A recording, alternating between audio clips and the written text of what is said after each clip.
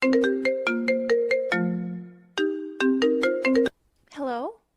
waxaan ku hadiyeynayaa kumanaan dhool cadayna haddii aad noloshayda ka baxayso.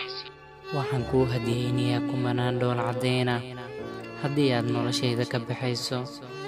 ha ku fakirin inuu kuu sii furnaado albaabka qalbigayga intaad ka ilmeynaysid, ileen adigaa fursadaas iska lumiyey. hanayga sugin inaan aamino jecel been abuura oo khiyaano ku dhisan. kuuma xiisi doono marnaba, waan kaa saaray qalbigayga. igu filan intaad dhaawac qalbigayga u geysatay. waan kaa saaray qalbigayga, niyaddayda kuma jirtid. waxaan gebi ahaanba maskaxdayda ka masaxay xusuusahaaga iyo noloshaadaba. wejigaaga, codkaaga iyo muuqaalkaaga xitaa iguma soo dhici doonaan inaan soo xasuusto. maxaan kuuga dhibtoonayaa oo mustaqbalkayga kuugu dayacayaa? maxaan isaga dhaadhicinayaa inaad riyada mustaqbalkayga iyo nasiibkayga tahay oo aan naftayda been ugu sheegaa?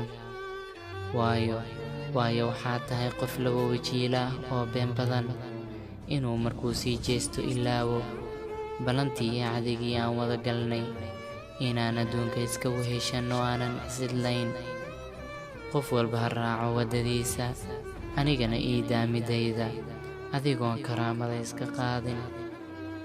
ma jeclayn inaan kuu adeegsado kelmado qalbigaaga dhaawici doona, laakiin igama aadan tegin fursad kale.